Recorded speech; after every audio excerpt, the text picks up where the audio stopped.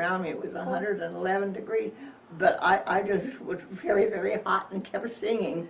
And we had only, air conditioning again was only in theaters. But I learned a lot that summer. And then, of course, I went to university in '38, and I was there a year and a half, and then I was married.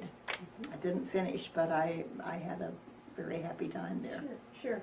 Well, my next question is, did you remember the weather in the 30s, the heat in 36, or the snow of 36? Yes, very, very much so. I was so young that I enjoyed the snow of '36 because we did lots of sledding, and people got out bobsleds. This was all lots of fun for us. I'm sure it was very, very difficult. And my father, who would, if he had to make a call in the country, would call for a man to come and drive him and put the chains on, and it was very difficult sometimes, and to dig out and to get to this person who was very ill, and if they could, try to bring them to the hospital here. But I do remember, like, 32, going to the wonderful World's Fair in Chicago. This was very great, and it was a dry year, but we had it was a wonderful fair. And in 33, I got to go both summers, and enjoyed that. That was marvelous. But again, we just learned to live with this heat, and I think most of us moved downstairs. And our house was a big old house with upstairs bedrooms, and we children all had a mattress on a porch, and that was the way we survived it. I wondered if you'd been able to attend a World's Fair. So you got to go to Chicago twice? Yes, it was wonderful each year. What was, I'm sorry, I just remember the Space Needle being in Spokane, and I can remember pictures of the World's Fair in New York. What were some of the big exhibits in the Chicago World's Fair? Well, I think that what I was so impressed with was a telephone one that you just could call anywhere and very easily, and another was the nylon. It must have been DuPont, although I really don't remember that. And hose were made of silk before that, and they were pretty fragile.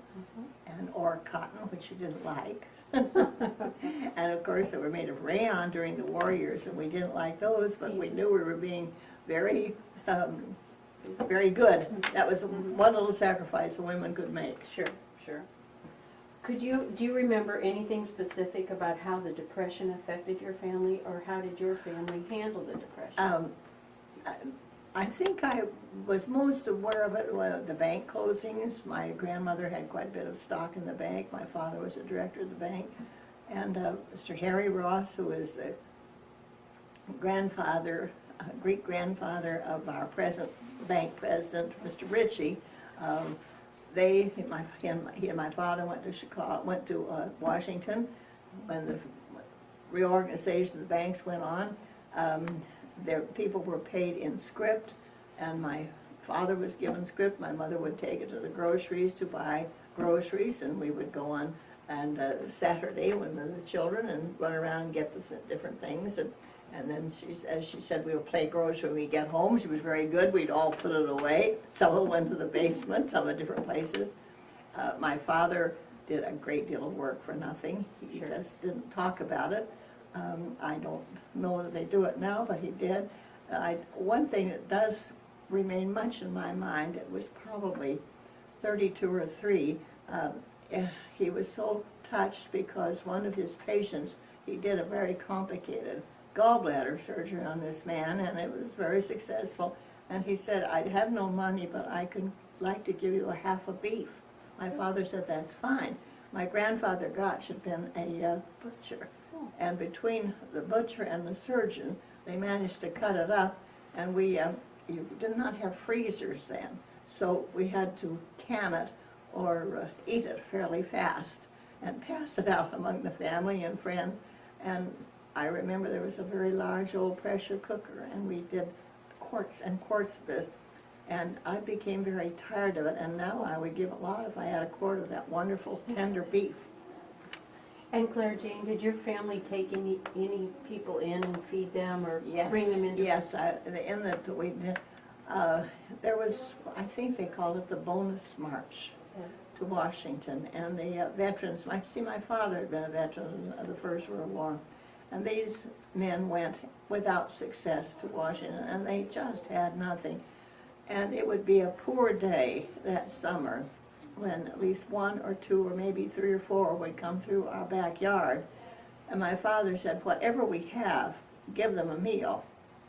And so we had some help at home. Martha, who was with us always, till my brother was a grown man, and she and I would fix plates and take out to these men, and usually feed them on the back porch, because then there were no flies around. And these were good people, and then they would move on, and next day there'd be somebody else. And my mother said, you know, this is a lot of food we're giving to them. Or when he said, just keep on. So we did. And why did they come to your backyard? I presume that we looked prosperous enough that we had something to eat. My father said maybe the word gets around. I don't know. But it was, just seemed like all summer long there was a man there politely knocking at the back door. There, never any problem. Never. I don't know why, I've always felt that word got around. And that they knew that your home was friendly and that they would be served. Possibly so. And I think that's one of the better things that probably we did. Sure. It was very good of you and your parents. Did the Dust Bowl of 1933 affect your family or yourself? Not directly, no, because we were here. My father owned a farm. It wasn't productive this year, but that was not his main source of income. Or my grandmother Dunnigan, whose husband had died in '28 and sold out, and they used to say it was the luck of the Irish. He sold before everything crashed down, so she was pretty well off. And no, it didn't, except we read about it and we heard about it, and sometimes the sky would look quite red at night with the dust that was there, and it was very, very hot and very, very dry, and very, very tough for anyone living in the country. Mm-hmm. And did you have friends that were from the country? Yes, yes, we did have, And I just thought maybe there might have been a story or anything with, No, not particular. no. Okay. Do you remember any of Roosevelt's inaugurations? And how did your family react to Roosevelt and his nomination? Well, my mother was always a very good Democrat. Her father had come from the South. He had been born in North Carolina during the Civil War, and his father died, and his mother died shortly after. He was an orphan. And he was loyal to the South, and he was a Democrat. And so she was. My father was a Republican most of his life. But they recognized that something needed to be done. Something. And I think my father realized that through the bank that he had, being the director, that this was the way that this had to go, a reorganization of the banks. It was a very, very tough time. Do you recall any of Roosevelt's projects? Or did they have any effect on your family? I think it was I always enjoyed seeing the paintings in the post offices.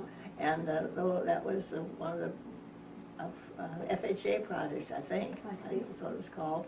And then the CCC camp. Yes. And this was a good thing. I know it was for a number of young men. And they helped build our park out to the west in Fremont County. They did lots of good work, and it kept them occupied and fed, which was a very good thing. And my father was the doctor at the camp then. But wouldn't be very much, because there may be an injury or two, because these were healthy young men and they were well fed. And there was always an Army captain or major who was head of it. And how that worked, I do not know, but I do know that it was that's how they were administered. I think that many of President Roosevelt's projects were excellent. In retrospect, as I look back, I'm sure that they were needed. Did your parents listen to the fireside chats? Oh, we did now and then. But it wasn't of particular importance? Well, Or you were busy and? we didn't listen to the radio very much.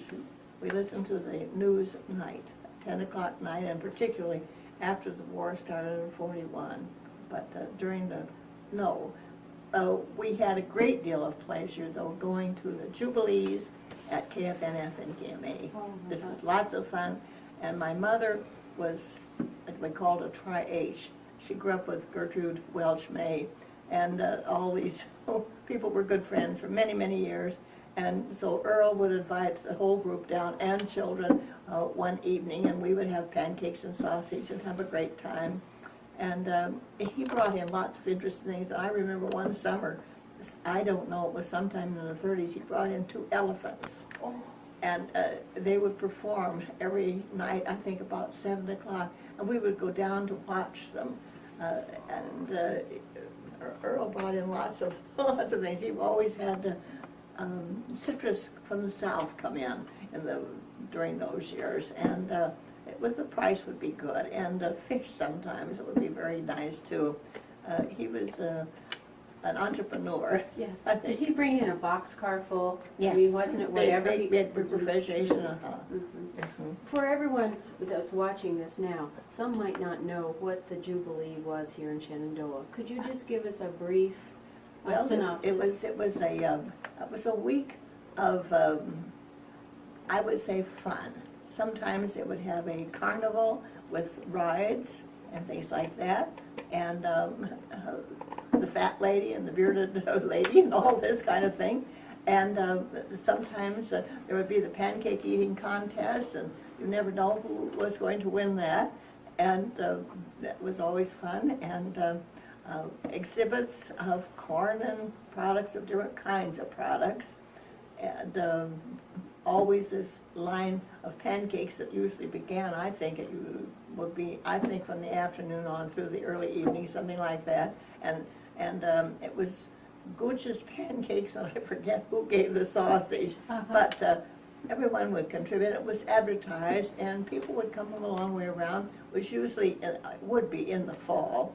And we had lots of nurseries in, so there would be lots of flowers that would be pretty in the fields around the town, and people enjoyed seeing that. It was just a fun time, and both Fields and Mays had entertainment on their radio that would, an auditorium that people could go in and watch, and their entertainers were quite clever, and people would love to watch that.